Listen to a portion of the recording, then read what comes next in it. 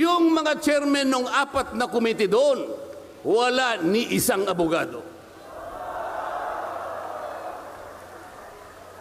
Pero naalala ko yung isa doon, kamukha ni Attorney Agaton. Sa kagustuhan po nila na mausig ang dating Pangulo, ayaw po nilang pumunta sa korte, ayaw nilang pumunta sa piskal. Ano po ba ang sinasabi ng mga desisyon ng Korte Suprema? Kapag ka napatunayan nyo ang isang tao ay maaring nakagawa ng kahit anong paglabag sa lahat ng batas, anumang batas, dalhin ninyo sa piskalya, dalhin ninyo sa korte. Yun ang tamang paraan. That is the rule of law. Ngunit bakit kayong Quadcom ang gumagawa nito? Ang Quadcom ay hindi piskal. Ang Quadcom ay hindi korte.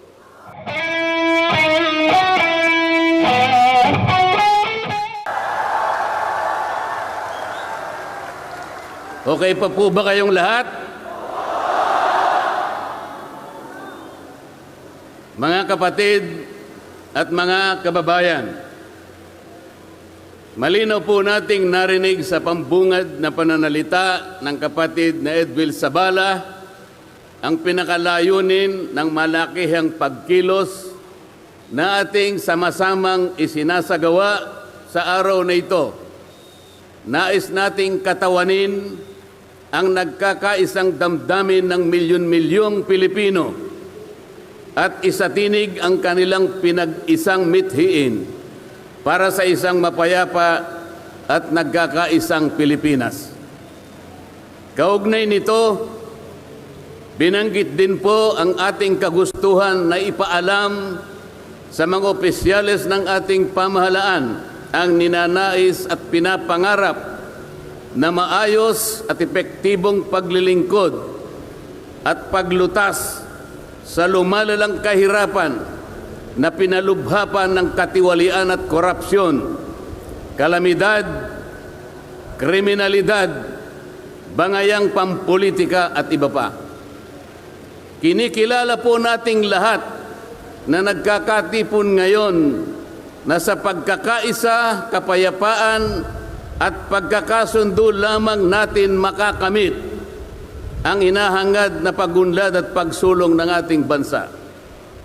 Sa bahagi po naman ng kapatid na Romel Topacio, tinindigan ang pagtitipong ito ng Iglesia ni Cristo ay konkretong kahayagan ng suporta sa naunang pahayag ng Pangulong Bongbong Marcos na hindi sasang-ayon sa isinusulong na impeachment laban kay Vice President Sara Duterte. Kinatigan din po ng Iglesia ni Cristo ang posisyon ng Pangulo na ang impeachment ay hindi makapagdudulot ng kabutihan sa buhay ng kahit isang Pilipino. Hindi lamang ito pag-aksaya sa oras ng pamahalaan, kundi makakahadlang din sa pagre-resolba sa marami at pangunahing problema ng bansa. Mataas na presyo ng bilihin, mababang kalidad ng edukasyon, infrastruktura, serbisyong pangmedikal, kriminalidad, seguridad at iba pa. Higit sa lahat, ang pagsusulong ng impeachment ay mauuwi lamang sa pagtatalo-talo at papagkakampi-kampi, hindi lamang ng mga mamamayan, kundi pati na rin ng mga opisyalis ng gobyerno. Ipinaalala rin na kapag nagtatalo-talo ang mga nasa pamahalaan, apektado ang taong bayan, at kapag magulo ang bansa, ang mga tao ang kawawa.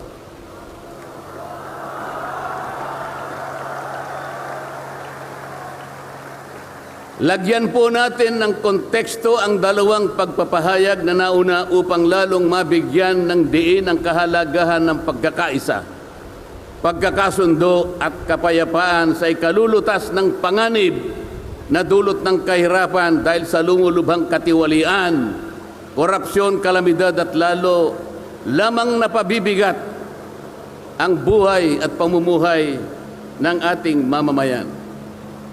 Sa isang ulat balita ng periodikong Philippine Star, 4 na araw nang nakararaan ay ganito ang sinasabi. Based on a recent SWS survey, an estimated 17.4 million Filipino families considered themselves poor in the last quarter of 2024. This number represents 63% of the surveyed respondents, the highest self-rated poverty in 21 years. Across the country, Mindanao had the highest self-rated poverty at 76%, followed by Visayas at 74% and Luzon at 55%. Mga kababayan, sa tayang 5 ang miyembro ng bawat pamilyang Pilipino, nangangahulugan na aabot sa 87 milyong Pilipino sa ngayon ang nagsasabing sila ay mahirap. Katumbas ito ng 75% ng ating populasyon ngayon na tinatayang 116 million o mahigit pa. Gusto ko pong banggitin sa inyo at kailangan malaman ninyo na sa taong ito ang ating national budget ay nagkakahalaga ng 6.3 trillion pesos. Ito po ang ating national spending. Ang ibig sabihin, ito pong halagang ito ang gagamitin dapat ng pamahalaan upang tugunin ang lahat ng pangangailangan, pangkabuhayan, panglipunan, pangkalusugan, pangedukasyon, pangseguridad, lahat ng kakailanganin alang-alang sa kapakanan ng bawat isang Pilipino. 6.3 trillion pesos. Ngunit, ang tinatayang magiging income lang ng ating bansa ay kulang pa sa 5 trilyong piso. Ang ibig pong sabihin, meron tayong deficit. Meron tayong kakulangan na 1.5 trillion pesos. Ito po ang ating ipangungutang sa taong ito. 1.5 trillion pesos. Ibig sabihin po, bawat araw tayo'y gagasta ng 17.6 billion pesos. Yun po yung ating gasta. Araw-araw. Ngunit ang ating kinikita ng bansa ay 13.4 billion pesos lamang. Sa makatwid, ang uutangin natin araw-araw ay 4.2 billion pesos.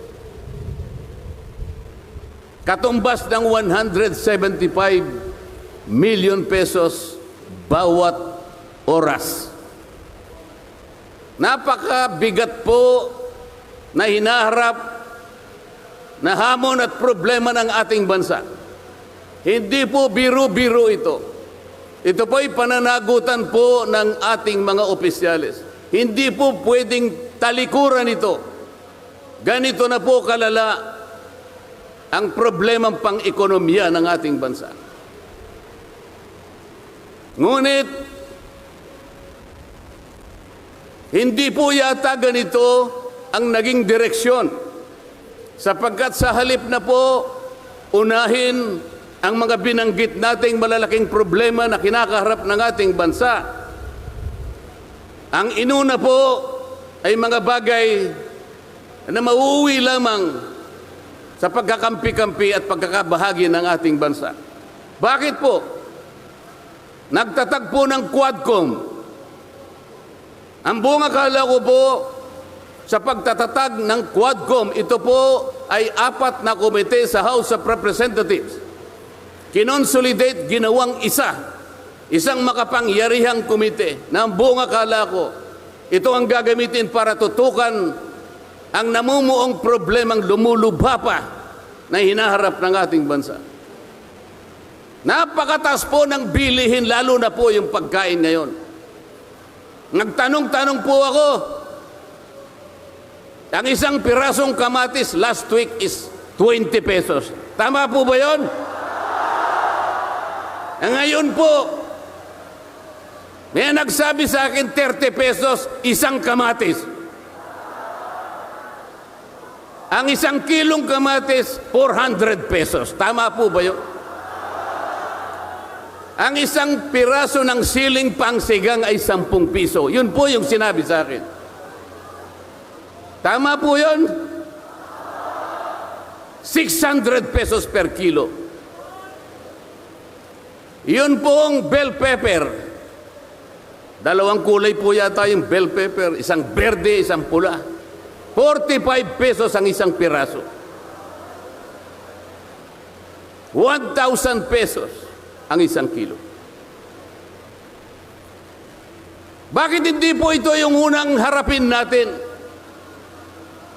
Napakalala po ng presyo ng kuryente sa ating bansa.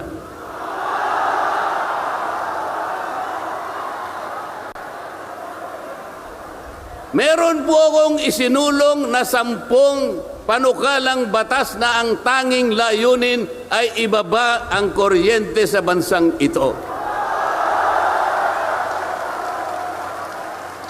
Ikinalulungkot ko pong ibahagi sa inyo na kahit isa'y wala man lamang pong nadinig.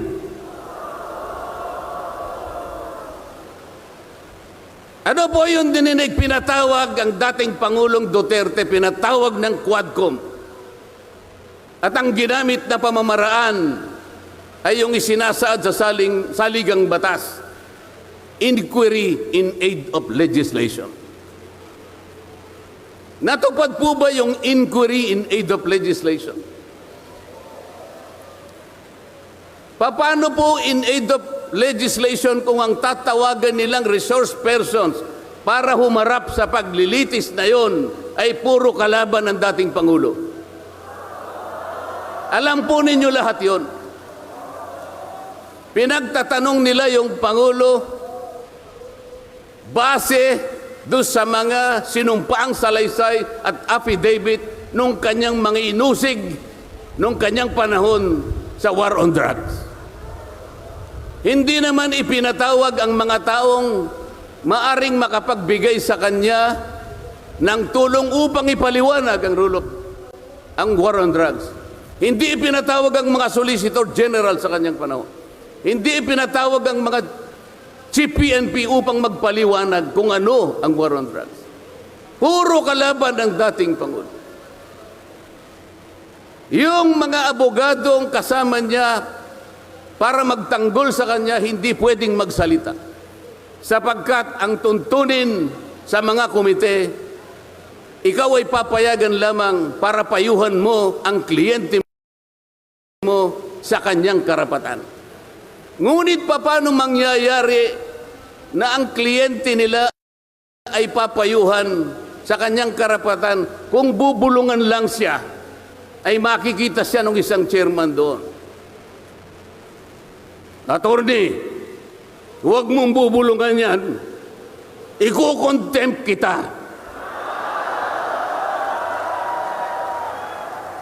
Nasaan na po yung sinabi sa saligang batas na lahat ng inuusig ay meron siyang karapatan sa abogado? The right to counsel.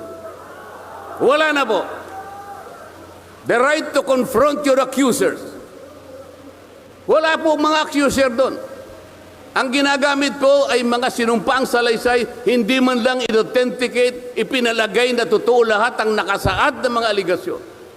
Anong gagawin ng isang tao sa harap ng ganito na walang rule of law at walang due process?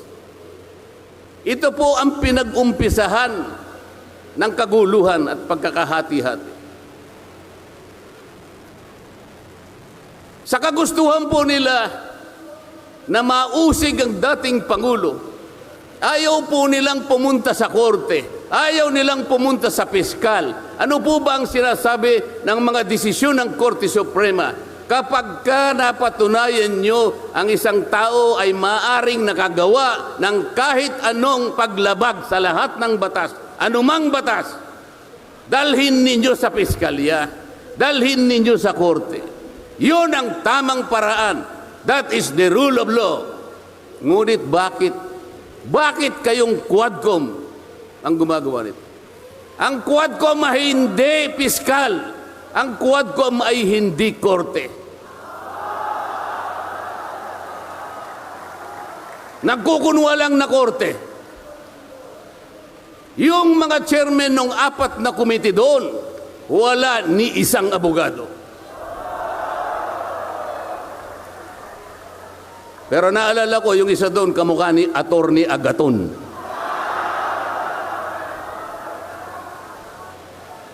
So sa halip na ang unahin ay yung kapakanan ng mamamayan, sa harap at liwanag ng napakaraming nakabantang panganib sa atin, sa ekonomiya, panglipunan, pangsiguridad, korupsyon, katiwalian. Bakit ang inuuna ay usigin ng isang tao na hindi naman ipadadaan sa tamang proseso ng batas? Pangalawa, tinawag po nila ang pangalawang Pangulo sa 2 pagkakataon. Una po, nung magpipresent siya ng budget. Ang pinipresent po niyang budget ay budget for 2025. Akalain po ninyo ang gusto nilang tanungin ay yung pagkakagasta ng kanyang budget noong 2022 and 2023. Saan ka naman nakakita ng ganong klaseng direksyon? 2025 ang dapat pag-usapan, ang kanilang pilit na itinatanong ay paggamit o paggasta niya noong 2022 at 2023. Ang sabi po ng Vice President, siguro nainis na rin, I forgo my opportunity to defend this 2025 budget and I leave it to the discretion of the House of Representatives as presented.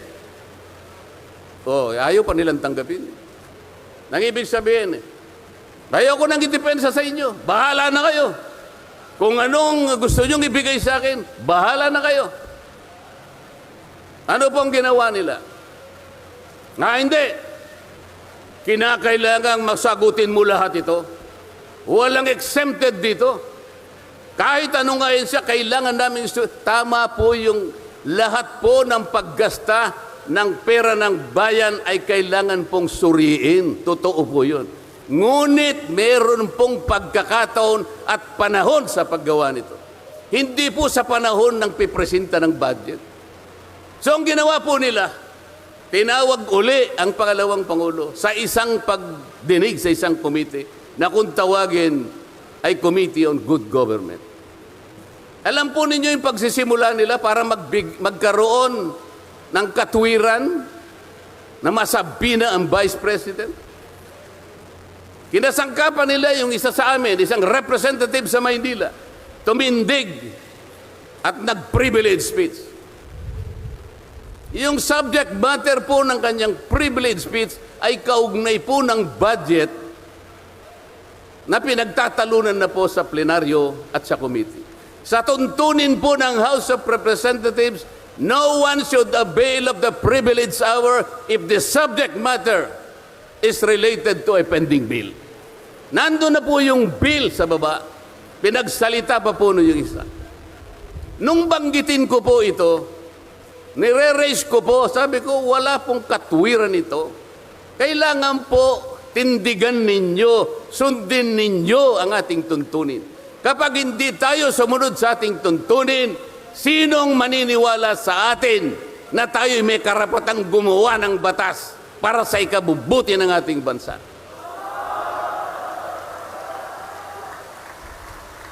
Ang sabi po ng chairman, noted. Eh, saan ka naman nakakita ng ganun? Ang House of Representatives ay lugar ng pagdidebate.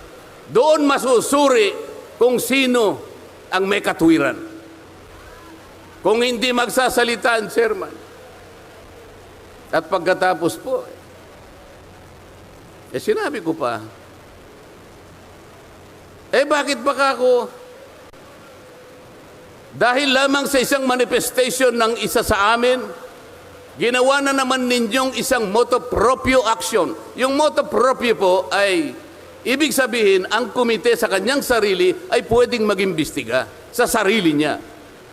Pero ginamit nila yung manifestation ng isa sa amin. Mali na naman po yun. Hindi po dapat ganun. Nung i-raise ko po yun, ayaw na naman po nilang pumayag. Samantalang ako po, I delivered a full privilege speech. DepEd din ang pinag-uusapan nun.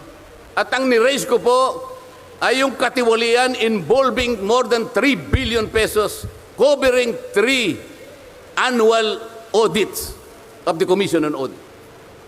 Kahit na full privilege speech, hindi man lang po ni-repair sa committee. Samantalang yung illegal po na privilege speech, dali-daling ibinigay kagad sa Committee on Good Government. Kahit na illegal, kahit alam nilang mali. Ito po yung problema. So sabi ko, Mr. Chair, bakit tayo po ang sumusuri? Bakit tayo po ang nag-audit ng confidential funds ng Vice President? Bakit tayo po? Hindi po ba ang minanduhan ng ating saligang batas na tanging may otoridad at kapangyarihang mag-audit at mag-examine ng lahat ng report at papeles ng pagkakagasta ng ating bansa ay ang Commission on Audit?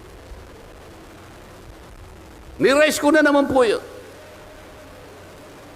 Ayaw pong sumagot ng chairman. Ang pinasasagot po sa akin ay yung hindi abogado. Sabi ko, Mr. Chair, nilapitan ko po sila. Mr. Chair, huwag naman pong ganito.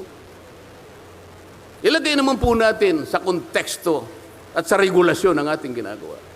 Tinatanong ko po ay isang constitutional issue. Bakit ang pasasagutin mo sa akin ay hindi man lang abogado? Huwag mo naman akong insultuhin.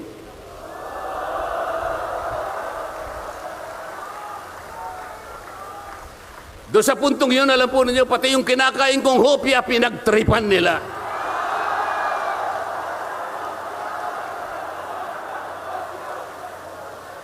Ang Iglesia ni Cristo ay hindi po laban sa impeachment, sapagkat ang impeachment ay itinatadhana sa saligang batas. Ngunit, kung ang paraan ng pagsasagawa nito ay wala sa batas at wala sa tuntunin, ito na naman ay pagmumulan ng kaguluhan, pagmumulan na naman ng pagkakabahabahagi ng ating bansa. Ito po ang gusto nating iwasan. Ito po ang gusto nating iwasan. Iniimbestiga nila po yung confidential funds. Ang tanong ko po, Mr. Chairman, mahigit pong 400 opisina at ahensya ng ating pamahalaan ang tumatanggap ng confidential funds. At sila din ay natatawagan ng pansin ng Commission on Audit. Bakit naman isang opisina lang ang pinipilit niyong usisain? Hindi ba masyadong halata namang pamumulitika yan? Ito po yung gusto nating liwanagin. Hindi po tayo laban sa pag-iimbestiga ng katiwalian. Ilagay po natin sa ayos. Sana man lang, kumuha sila ng ilang pang mga bahagi ng opisina na kagaya din ng paggagamit ng confidential funds, sapagkat ang layunin po raw ay makagawa ng batas. Kung talagang gusto ninyong gumawa ng batas, kasi po in aid of legislation, palagi po ito ang nagagamit, inquiry in aid of legislation. Nasa saligang batas po naman talaga ito. Kaya lang, meron pong limitasyon ang inquiry in aid of legislation. Ano po yung unang limitasyon? Kailangan po meron ka ng nakabalangkas na batas, panukala. Hindi mo lang makumple-kumpleto sapagkat nag-aatubili ka, baka merong impact ito sa ibang sektor. Kaya tatawag ka ng mga tao na makatutulong sa'yo para sa ganun makumpleto mo ang iniisip mong panukalang batas. Pagka ganun, alam niya kung sinong tatawagin niya. At alam niya rin kung anong itatanong niya. Hindi po ganun ang nangyayari ngayon eh. Dahil nga wala na pong rule of law, basta na lang sila tatawag ng kahit sino sapagkat hindi naman po talaga ang layunin ay gumawa ng batas. Kung hindi usigin ang taong gusto nilang usigin. Ito po ang nangyayari ngayon. Kaya nga po, dahil sa kagustuhan nila na talagang usigin ng ICC ang Pangulong Duterte, alam po ninyo, yun lang ang tanging layunin. Sa 13 pagdinig ng Quadcom, 13, nakapaggawa lang sila ng isang batas na kahit siguro po high school graduate pagtatawanan niya yung kanilang panukalang batas. Bakit po? Yung definition na definition lamang po ng extrajudicial killing ay talaga pong matatawa ka na. Tayo ko na pong pahabain yun. Ibig sabihin, ang layunin talaga ay hindi in aid of legislation, kung hindi in aid of prosecution, in aid of persecution.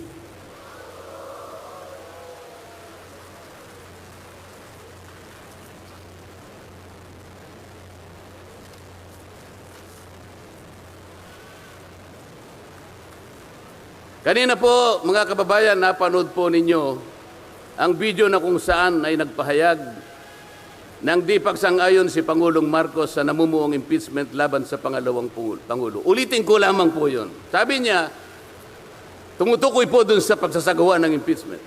This is not important. This does not make any difference to even one single Filipino life. So why waste on this? What will happen if somebody files an impeachment? It will tie down the House. It will tie down the Senate. It will just take up all our time, and for what? For nothing, for nothing. Sabi po niya ito, none of this will help improve a single Filipino life. As far as I am concerned, it is a storm in a teacup. It's a tempest in a teacup. Ang ibig sabihin, isang napakaliit na bagay na pinipilit ninyong palakihin. Napakalaki ng problema ng bansa ang inaharap natin. Ito ang ating atupagin. Ito yung gustong mangyari ng Pangulo ng Republika ng Pilipinas. Sumagot po ang liderato ng House of Representatives. At sa isang bahagi, ang sabi po niya, ito po, kinuha ko lang yung isang bahagi sa isang mahabang manifestong ginawa nila. Sabi po ng House of Representatives, bilang tugon doon sa sinabi ng ating Pangulo. Sabi po niya, together, let us rally behind our President to protect and preserve the gains of democracy as we build a stronger, more united, and more prosperous republic. Pero nasaan po kaya? Nandito po kaya lahat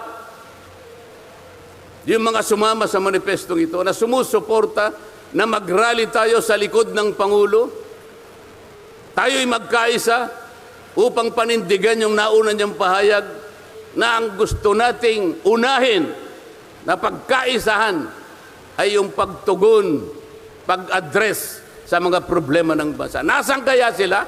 Nandun kaya sila sa likod ng Pangulo o tayo lang lahat? Sa makatuwid tayo pong lahat ngayon na sama-samang nagkakatipon ngayon na hindi ko mabilan kung ilang, baka meron 1 milyon po yata.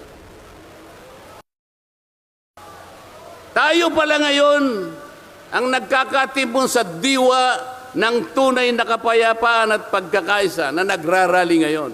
Sapagkat tayo lamang ang nasa likod ng Pangulo sa kagustuhan niya na harapin natin ang mga hamon at nagbabantang problema ng ating bansa. Sapagkat, sabi niya, totoo naman, ang impeachment ay hindi makapagbibigay kahit anong butil ng kabutihan sa buhay ng isang Pilipino. Bago po ako magtapos, ay nais ko pong sipiin dito ang butil ng kaalaman na inalaw sa isang 1957 Nobel na ang pamagat ay Atlas Shrugged ni Alice O'Connor, na kilala sa taguring Ayn Rand. Ang sabi po niya, sa English muna po, pasensya na po kayo.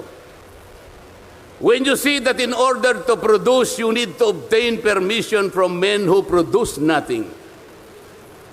When you see that money is flowing from those who deal not in goods but in favors, When you see that men get richer by grab and pull, not by work. And your laws don't protect you against them, but protect them against you. When you see corruption being rewarded and honesty becoming a self-sacrifice, you may know that your society is doomed. Kapag nakikita po ninyo na para tayo ay mag-produce, ay hingi pa tayo ng permiso sa mga taong hindi naman nakakapag-produce, at nakikita po nyo